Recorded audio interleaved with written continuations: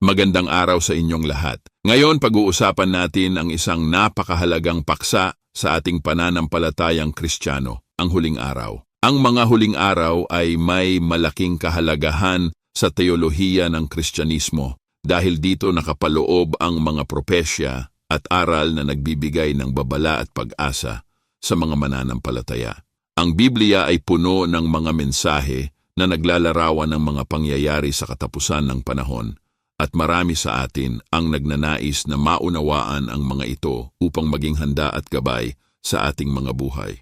Nang huling araw o katapusan ng panahon ay isang mahalagang konsepto sa pananampalatayang Kristiyano na tumutukoy sa mga huling kaganapan bago ang muling pagbabalik ni Hesukristo.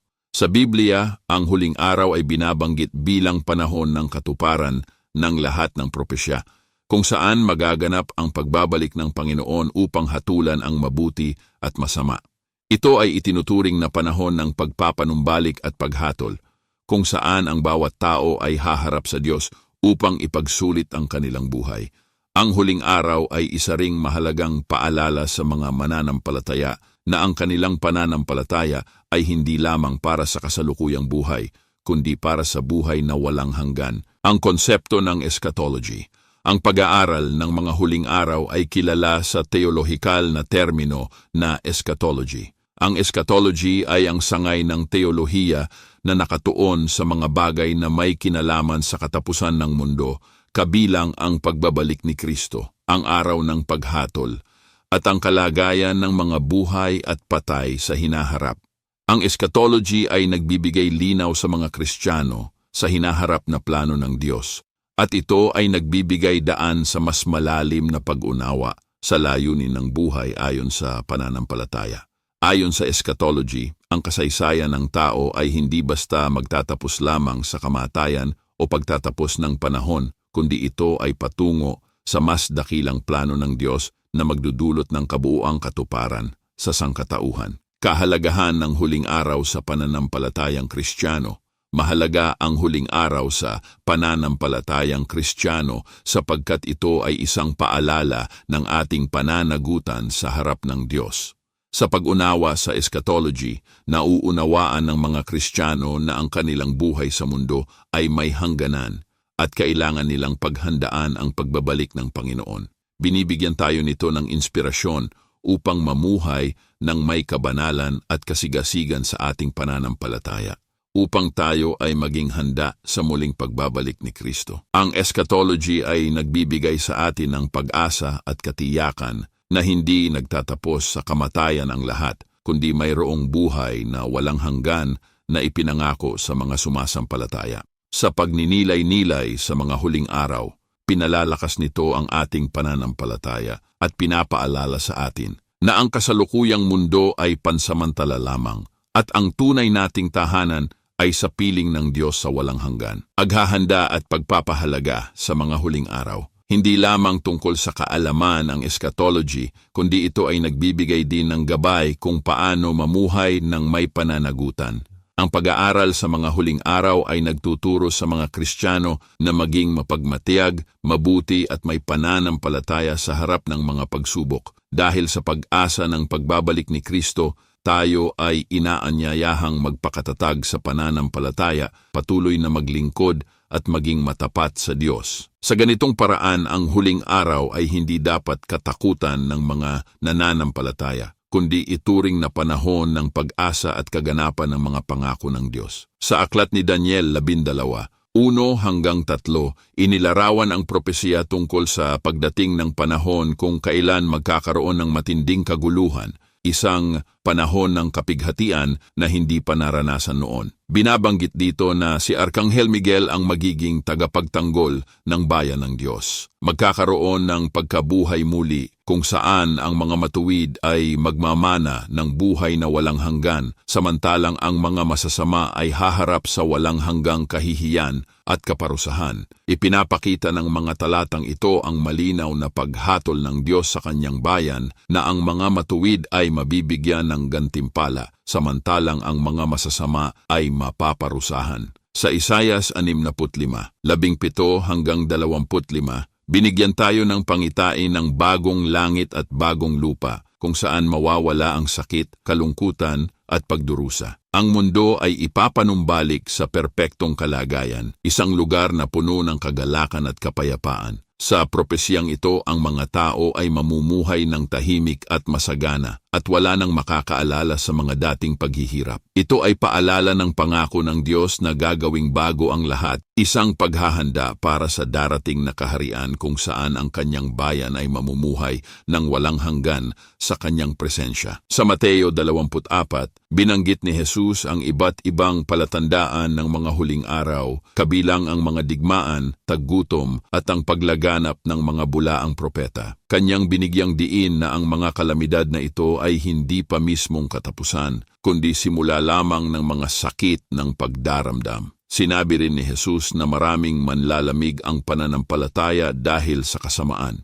Ngunit pinalalahanan niya ang mga mananampalataya na magpakatatag sapagkat ang katapusan ay darating lamang kapag ang ebanghelyo ay naipahayag sa lahat ng dako ng mundo. Ang mga katuroang ito ay nagbigay ng gabay sa mga Kristiyano na maging mapagmatyag at manatiling tapat sa gitna ng mga pagsubok. Sa aklat ng pahayag, partikular na sa pahayag 21, ipinakita ang tagumpay ng Diyos at ang kanyang plano na lumikha ng bagong langit at bagong lupa. Ang bagong Jerusalem ay inilarawan bilang lugar kung saan mawawala ang lahat ng kasamaan at wala ng sakit, kalungkutan o kamatayan. Sa pahayag 20, binigyan diin ang huling paghatol kung saan ang bawat isa ay haharap sa Diyos para hatulan ayon sa kanilang mga gawa. Ang mga hindi nakasulat sa aklat ng buhay ay itatapon sa dagat-dagatang apoy, samantalang ang mga matuwid ay tatanggap ng gantimpala ng buhay na walang hanggan. Ang aklat ng pahayag ay puno ng mga simbolo at pangitain na nagpapakita ng wakas ng kasamaan at ang ganap na tagumpay ng Diyos. Ang mga talatang ito ay nagdudulot ng pag-asa sa mga mananampalataya na sa kabila ng mga pagsubok sa mundo ay darating ang araw ng ganap na katuparan at kaligtasan sa piling ng Diyos. Mga tanda ng huling panahon ibinahagi ng Biblia, ang iba't ibang tanda na magaganap bago ang huling araw na nagsisilbing paalala sa mga mananampalataya. Pagdami ng likas na kalamidad sa Mateo 24. 7, sinabi ni Jesus na magkakaroon ng mga digmaan, taggutom at lindol sa iba't ibang bahagi ng mundo. Ang pagtaas ng ganitong uri ng mga sakuna ay palatandaan ng papalapit na huling panahon. Pagbagsak ng moralidad at kawalan ng batas ayon sa 2 Timoteo 3:1-5, ang mga tao sa huling araw ay magiging makasarili, sakim at mapanghamak. Magiging laganap ang kawalan ng paggalang sa magulang, paglabag sa batas, at pagmamahal sa kasamaan. Ang moral na pagbagsak na ito ay isa pang tanda ng huling panahon. Paglaganap ng mga bulaang guro at propeta sa Mateo 24, binalaan ni Jesus ang mga mananampalataya na sa huling panahon lalaganap ang mga bulaang propeta at guro na maglalayong linlangin ang marami kahit ang mga pinili ng Diyos. Dapat tayong maging mapanuri at matatag sa pananampalataya. Ang mga palatandaang ito ay nagpapakita na ang mga huling araw ay puno ng pagsubok,